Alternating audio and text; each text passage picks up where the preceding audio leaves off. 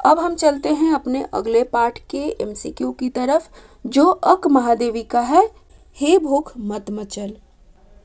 अक महादेवी कन्नड़ भाषा की कवित्री हैं और इनकी जो रचनाएं हैं वह अंग्रेजी में स्पीकिंग ऑफ शिवा के नाम से मौजूद है और हिंदी में वचन सौरभ के नाम से। अक महादेवी जो थी शैव आंदोलन से जुड़ी हुई थी और यह चंद मल्लिकार्जुन देव की पूजा करती थी, जो शिव का ही दूसरा नाम है।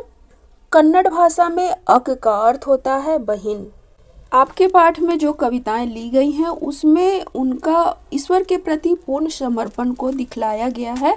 चंद मल्लिकार्जुन की अनन्य भक्त अक महादेवी उनकी अनुकंपा के लिए हर भौतिक वस्तु से अपनी झोली खाली रखना चाहती हैं और वह कामना करती हैं कि हे प्रभु, मेरे को ऐसी स्थिति में डालो जिससे जो मेरा अहंकार है वह पूरी तरह खत्म हो जाए।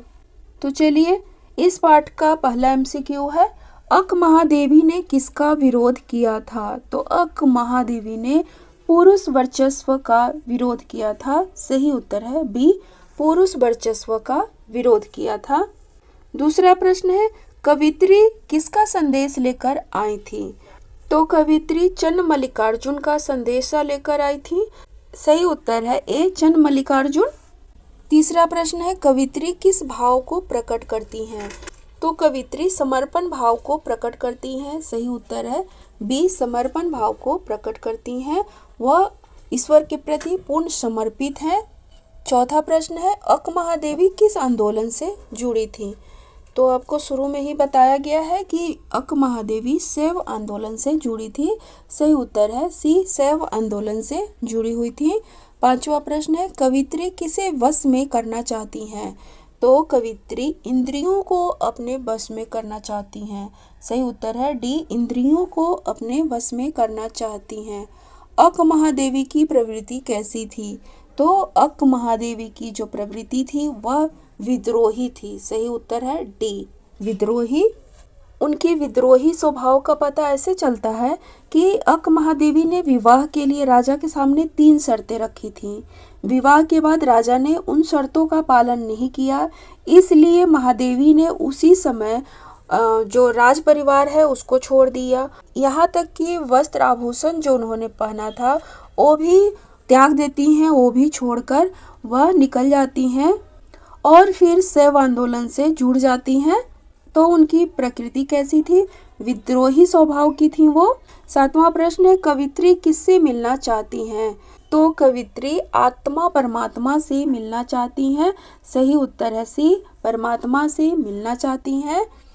आठवां प्रश्न है, कवित्री ने किससे आग्रह किया है? तो कवित्री ने इंद्रियों से आग्रह किया है। सही उत्तर है ए, इंद्रियों से आग्रह किया है कि हे भूख मत मचल, प्यास तड़प मत, हे नींद मत सता। उसी तरह से क्रोध, मोह, लोभ, ईर्ष्या, इन सबों से आग्रह करती हैं। ईर्ष्या किसे जलाती है? तो ईर्ष्या मनुष्य को जलाती है। सही उत्तर है ए, मनुष्य को जलाती हैं। 10वां प्रश्न है, नींद से मानव किसकी प्राप्ति का मार्ग भूल जाता है?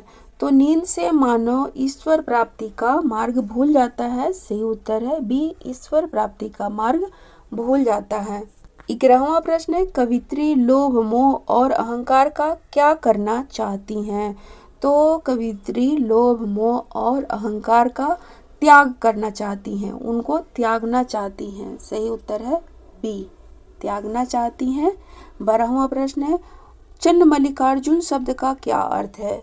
तो चंद मल्लिकार्जुन जो थे अक महादेवी के आराध्य थे। तो कौन थे? शिव का ही दूसरा नाम है चंद मल्लिकार्जुन। सही उत्तर है ए, शिव का इसका मतलब अर्थ है शिव। 13वां प्रश्न है, मानव किसके कारण से बुरे कार्यों की ओर अग्रसर होता है? तो मनुष्य भूख प्यास से व्याकुल होने के कारण बुरे कार्यों की ओर अग्रसर होता है। सही उत्तर है बी, आलस्य के कारण तो वह कभी भी बुरे कार्यों की तरफ अग्रसर नहीं होगा, क्योंकि आलस्य में तो वो अच्छे काम भी, अपने डेली के जो काम होते हैं ना, वो भी नहीं करना चाहेगा। और अहंकार के कारण तो कोई भी बुरे कार्यों की तरफ नहीं जाएगा। और परिस्थितियों के कारण तो हो सकता है, लेकिन जो भूख प्यास से व्याकुल है, जिसको खाना नहीं मिल रहा है, पानी नहीं मिल रहा है, उससे तो आप कोई भी काम करवा सकते हैं। 14वां प्रश्न है, प्रस्तुत कविता में कवित्री ने क्या संदेश दिया है? तो प्रस्तुत कविता में कवित्री ने इंद्रियों पर नियंत्रण रखने का संदेश दिया है। सही उत्तर है ए, इंद्रियों पर नियंत्रण रखने का संदेश दिया है। 15वां प्रश्न है, ईश्वर को पाने के लिए कवित्री क्या त्याग देना चाहती है? तो कवित्री मोह को त्याग देना चाहती है, अहंकार को त्याग देना चाहती है, लोभ को त्याग देना चाहती है, नींद को भी त्याग देना चाहती है। तो क्या उत्तर होगा? उपर्युक्त सभी। 16वां प्रश्न है, कवित्री क्या याद रखने की बात करती है?